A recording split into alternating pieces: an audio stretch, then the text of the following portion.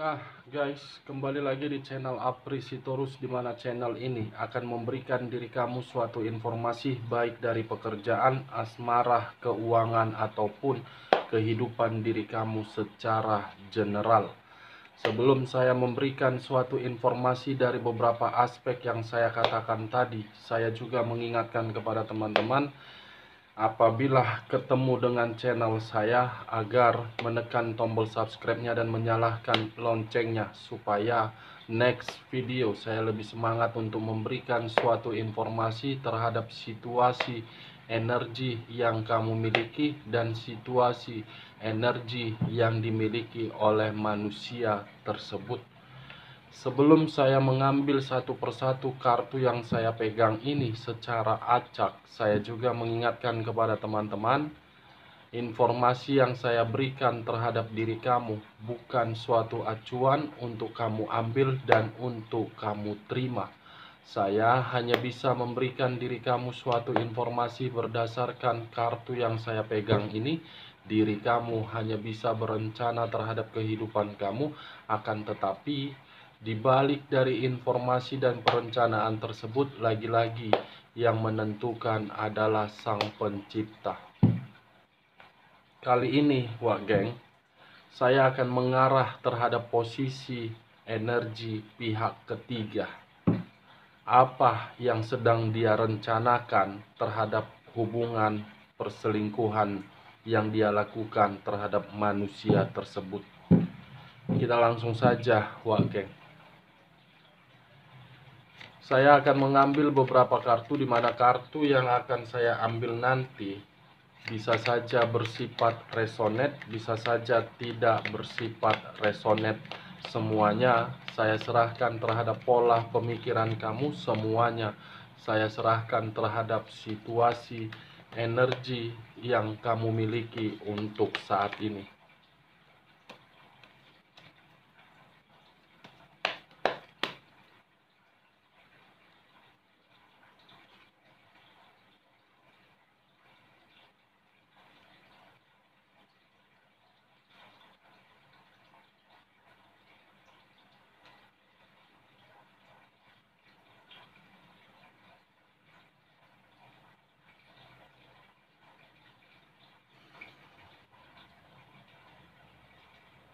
Nah guys, di depan saya ini sudah ada beberapa kartu yang sudah saya ambil secara acak satu persatu dari tumpukan kartu yang saya pegang tadi. Apakah informasi atau cerita di balik dari kartu yang ada di depan saya ini akan mengarah terhadap topik yang saya katakan tadi, atau memang kebalikannya, Wak Geng? Kita langsung terhadap kartu pertama. Muncul kartu ini. Sekali lagi saya mengatakan muncul kartu yang saya pegang ini, di mana kemunculan kartu yang saya pegang ini seakan-akan mengisyaratkan dan berbicara terhadap kondisi kondisi satu energi, yang dimana kondisi satu energi tersebut sangat sulit untuk mengambil satu keputusan dan sangat sulit untuk mengubah satu keputusan untuk mendapatkan yang namanya kestabilan. Sekalipun untuk mengambil dan mengubah keputusan tersebut, sepertinya satu energi itu akan menerima yang namanya pertengkaran. Kalau saya bergeser sedikit dan mengarah ataupun mengesampingkan terhadap posisi satu energi yang saya katakan tadi, kemunculan kartu The Chariot ini seakan-akan berbicara terhadap pihak lain, yang dimana pihak lain tersebut sedang merencanakan yang namanya kemanipulatifan atau kelicikan. Apa yang barusan saya katakan bisa saja mengarah terhadap posisi energi kamu. Apa yang barusan saya katakan bisa saja mengarah terhadap posisi energi manusia tersebut. Apa yang barusan saya katakan bisa saja mengarah terhadap pihak ketiga tersebut. Akan tetapi, sebelum saya memberikan suatu informasi terhadap kemunculan kartu yang saya pegang ini, terlebih dahulu saya akan mengarah terhadap posisi energi kamu. Lagi-lagi, terlebih dahulu saya akan mengarah terhadap posisi energi kamu sebelum saya mengarah terhadap pihak ketiga sesuai dengan topik yang saya katakan tadi. Dimana ketika diri saya mengarah terhadap posisi energi kamu, baik secara batin, baik secara pemikiran, baik secara perasaan, sepertinya, Wak Geng, kamu belum sanggup untuk mengubah situasi kamu. Sepertinya diri kamu belum mampu untuk melepaskan. Sepertinya diri kamu belum mampu untuk merasa kehilangan. Kenapa dengan diri kamu? Kamu menyadari situasi itu semakin lama semakin hari membuat diri kamu tertekan. Apa yang menjadi faktor utama ketika diri kamu belum sanggup untuk mengubahnya? Apakah diri kamu masih terlalu cinta? Apakah diri kamu masih mempergunakan perasaan kamu? Apakah diri kamu masih menunggu manusia tersebut dengan versi yang berbeda? Saya hanya sekedar bertanya, karena kemunculan kartu The Chariot ini yang seharusnya terhadap diri kamu apabila diri kamu mengubah situasi tersebut, kamu akan mendapatkan yang namanya kebebasan. Kamu akan mendapatkan yang namanya kebahagiaan. Kamu akan mendapatkan yang namanya kenyamanan.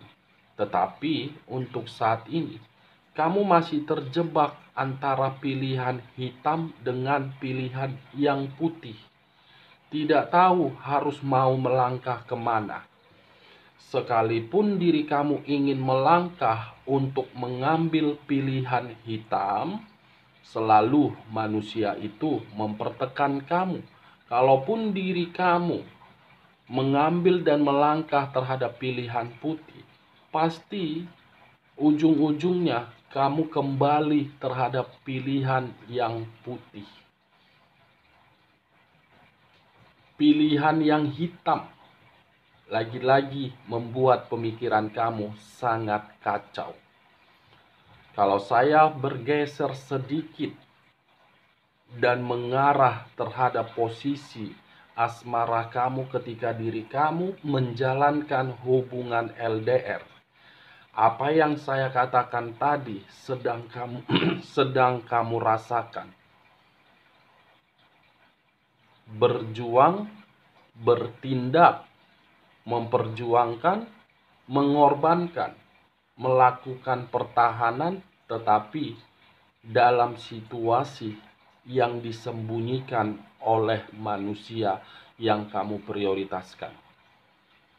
Hubungan LDR, hubungan seperti apa LDR itu? Sekalipun diri kamu merasa nyaman, belum tentu kenyamanan kamu itu dinikmati oleh manusia tersebut. Sekalipun manusia itu menikmati kenyamanan dan kamu tidak menikmati kenyamanan, kamu mau tidak mau harus mengikuti kenyamanan yang dia berikan terhadap diri kamu. Sekalipun kenyamanan itu menekan dan merugikan kamu.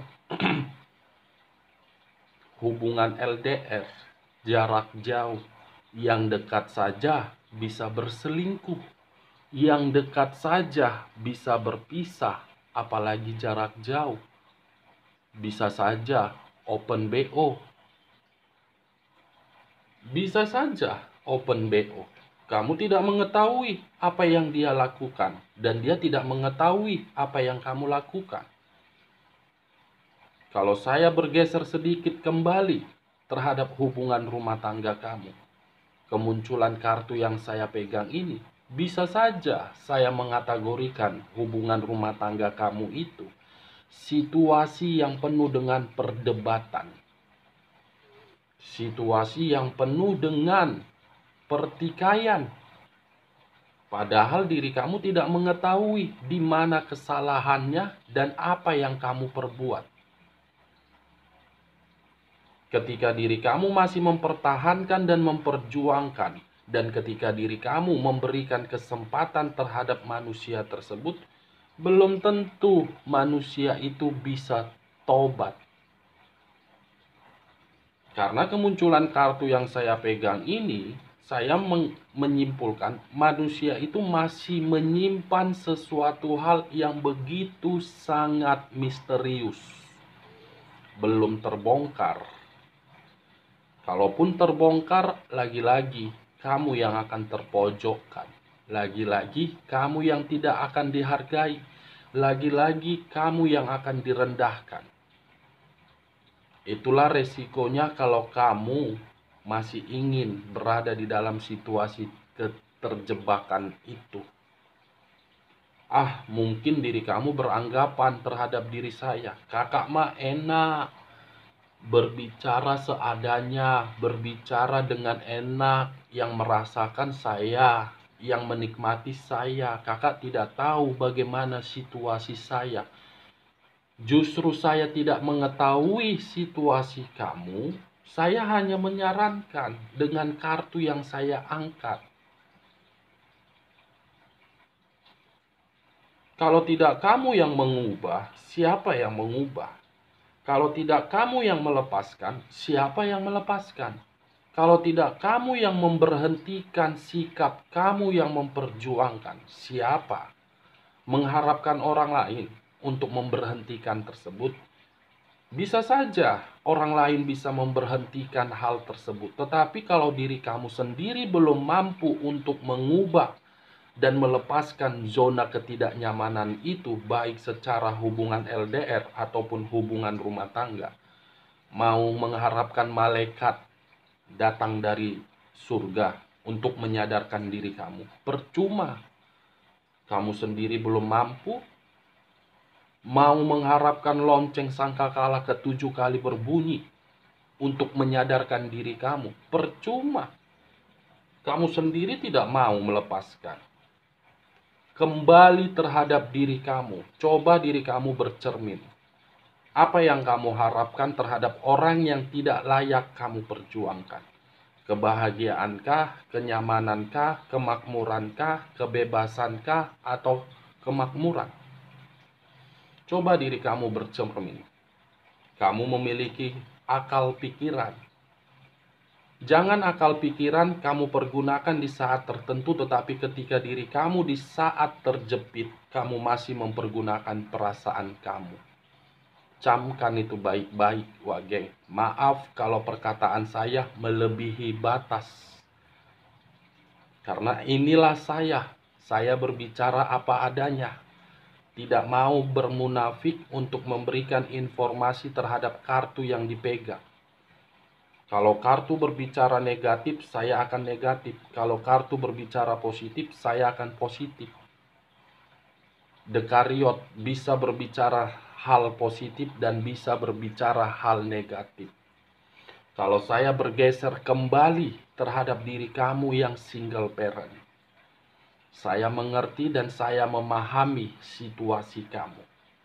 Tetapi situasi yang kamu terima untuk saat ini, ketika diri kamu mencoba untuk melepaskan yang bagi kamu sudah terlalu lama untuk menekan diri kamu, yakinlah Dekariot ini akan mengubah situasi kamu untuk mendapatkan keberuntungan dan kestabilan. Tetapi perbanyak komunikasi terhadap Sang Pencipta. Jangan mengandalkan manusia dan jangan mengumbar berbagai aib yang sedang kamu tangani. Itu yang perlu kamu pikirkan. Yakin dan percaya, optimis, kembali tata kehidupan kamu. Ingat, kamu memiliki tanggung jawab dan beban yang harus kamu pikirkan. Ingat, untuk saat ini kamu mengambil dua peran, ayah dan ibu. ibu dan ayah. Fokus terhadap peran kamu, jangan terlalu peduli terhadap orang yang menganggap diri kamu rendah. Dekariot, kartu pertama yang bersifat positif yang saya katakan terhadap diri kamu. Tata kembali kehidupan kamu. Di balik dari kesedihan ada kebahagiaan. Yakin itu. Kalau saya mengarahkan kemunculan kartu yang saya pegang ini terhadap pihak ketiga sesuai dengan topik yang saya katakan tadi, sepertinya dalam waktu dekat ada unsur permainan yang ingin dia mainkan terhadap orang yang selama ini kamu prioritaskan tetapi mengabaikan diri kamu. Permainan berupa kemanipulatifan, baik secara perasaan dan keuangan. Ini Dewa Dek. Dan ada hal yang sedang dia sembunyikan. Ini manusia pihak ketiga ini selalu memberikan pertengkaran terhadap manusia yang selama ini mengabaikan diri kamu. Di mana pertengkaran itu selalu menuntut segala sesuatunya harus sempurna. Sekecil apapun kalau menurut diri dia tidak sempurna, ini manusia akan selalu menimbulkan pertikaian. Tidak peduli bagaimana situasi dan kondisi manusia tersebut. Satu kartu bersifat positif, satu kartu kemanipulatifan yang sedang direncanakan oleh pihak ketiga. Kita lihat kartu berikutnya. Muncul kartu 5 tongkat. 5 tongkat yang dimiliki oleh 5 orang. Kalau saya mengambil satu tongkat saja dari kelima tongkat yang dimiliki oleh 5 orang tersebut, seakan-akan bukan hanya pertengkaran atau kemanipulatifan yang sedang dimunculkan, tetapi ada pertikaian yang sedang dirasakan oleh manusia yang selama ini kamu prioritaskan. Saya tidak tahu pertikaian apa, setidaknya saya melihat ada permasalahan yang begitu sangat besar. Tongkat dengan dekariot, penghakiman terhadap kemanipulatifan, penghakiman terhadap situasi kebodohan. Kita lihat kartu berikutnya. Muncul kartu The Devil. Di mana kemunculan kartu The Devil ini, kartu yang berbicara terhadap unsur tanah yang berlambangkan 3 zodiak, Capricorn, Taurus, dan Virgo. Kalau saya mengesampingkan ketiga zodiak yang saya katakan tadi dan mengarahkan terhadap posisi energi pihak ketiga, sepertinya manusia pihak ketiga ini selalu memberikan dampak negatif, selalu memberikan pengaruh negatif atau pengaruh buruk terhadap manusia tersebut, sehingga manusia tersebut selalu mengabaikan diri kamu dan selalu bertengkar. The Devil, kartu iblis. Kartu iblis, Dajjal. Pihak ketiga, Dajjal. Ini yang saya lihat, Wak Geng. Ini yang saya lihat untuk saat ini. Kalau saya mengaitkan terhadap dekariot dengan The Devil, yang tadi saya mengatakan ada kemanipulatifan, sepertinya kemanipulatifan itu dari hubungan perselingkuhan di atas perselingkuhan. Perselingkuhan itu termasuk dari kartu The Devil, hubungan kotor. Sudah menikmati, sudah mendapatkan kestabilan dari manusia yang pernah kamu prioritaskan, mencari seseorang yang lebih tinggi derajatnya. Ketika mendapatkan seseorang yang lebih tinggi dari derajat manusia tersebut, pihak ketiga selalu menutupi dan memulai pertengkaran agar diri dia bisa mengakhiri hubungan itu dari manusia yang selama ini kamu prioritaskan.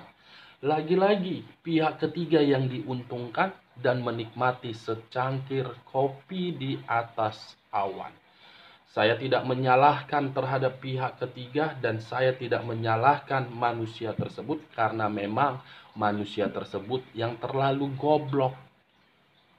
Manusia itu yang terlalu goblok. Manusia itu yang terlalu bodoh. Berani mengambil satu keputusan dan berani menghancurkan kebahagiaan dia karena pihak ketiga.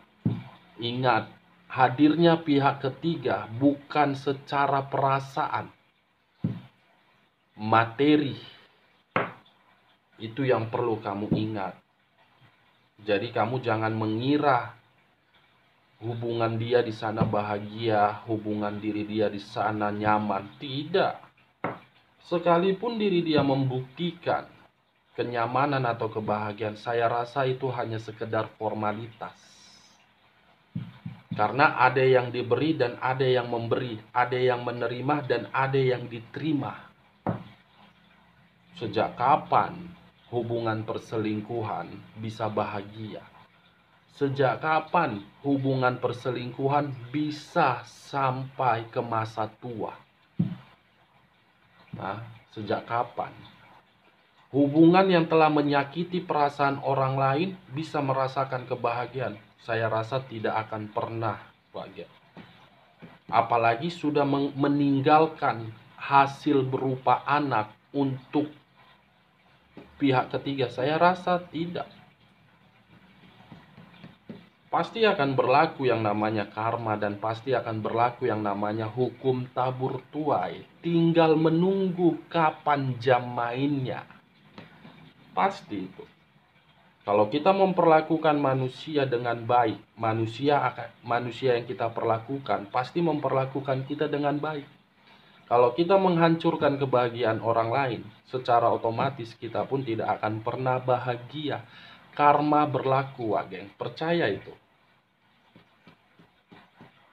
Maaf kalau omongan saya sedikit ngelantur karena saya posisinya kurang enak badan. Beberapa hari ini saya mendapatkan beberapa WA yang isinya membuat diri saya sedikit emosi dan sedikit tertawa. Geng. Karena percuma dibesarkan sampai besar, disekolahkan sampai sekolah tinggi, tetapi bertutur kata untuk menyampaikan berbagai kata melalui WA tidak sepantasnya menggambarkan bagaimana posisi pendidikan yang mengirimkan WA tersebut. Saya cukup ketawa. Entah mungkin gara-gara apa saya kurang mengerti, tetapi berbagai WA masuk ke handphone saya semua makian dan hinaan. Itulah resiko saya. Kamu enak hanya untuk mendengar dan mendengar perkataan saya, tetapi resiko yang saya dapatkan makian dan hinaan. Makian dan hinaan yang diberikan terhadap diri saya. Apakah mungkin perkataan saya langsung menjerumus terhadap manusia yang selama ini kamu prioritaskan, atau memang tidak? Jadi ngelantur saya berbicaranya, geng. Tidak mengarah terhadap posisinya. Tapi itulah kenyataan. Saya tipikal orang yang berbicara apa adanya, tidak mau menutupi dan tidak mau bersandiwara dan tidak mau bermanis-manis. Saya paling anti melihat orang memakai topeng, paling anti menyembunyikan sifat aslinya. Itu dia. Kita lihat kartu berikutnya. Muncul kartu 10 pedang. 10 pedang. Saya mengategorikan 10 pedang ini pengkhianatan. Pengkhianatan dalam waktu dekat akan terjadi. Dan pengkhianatan dalam waktu dekat ini akan terbongkar yang dilakukan oleh pihak ketiga. Saya tidak tahu terbongkar dari posisi manusia tersebut yang akan membongkar, atau memang ada pihak lain yang akan membongkar hubungan ini. The devil tanah, the chariot air. Unsur air dengan tanah sama-sama sinkron, sama-sama mencari keuntungan dalam posisi kemanipulatifan. Kita lihat kartu terakhir. Muncul kartu Knight of Cups. Pengkhianatan asmara baru. Asmara baru akan timbul, asmara kotor akan timbul, asmara kotor akan memicu pertengkaran, asmara kotor akan membuat pertikaian. Ini dewa, geng. Kartu terakhir menggambarkan asmara baru yang sedang direncanakan oleh pihak ketiga, karena untuk saat ini saya melihat ada seseorang yang sedang didekati oleh pihak ketiga. Manusia ini akan dibuang. Manusia yang selama ini kamu prioritaskan tetapi mengabaikan diri kamu, lebih memprioritaskan pihak ketiga, secepat mungkin akan dibuang karena manusia tersebut tidak lagi memiliki kestabilan. Dan dia akan kembali terhadap diri kamu di saat manusia itu benar-benar tidak nyaman, dan di saat diri kamu sudah stabil, dia akan mengarah diri kamu. Cocok kau rasa, wak, geng? Kalau cocok, angkat. Kalau tidak cocok, jangan paksakan apa yang saya katakan ini harus resonate atau tidak resonate. Oke, wak, geng, sekian dulu informasinya. Salam kartu tarot, salam zodiak.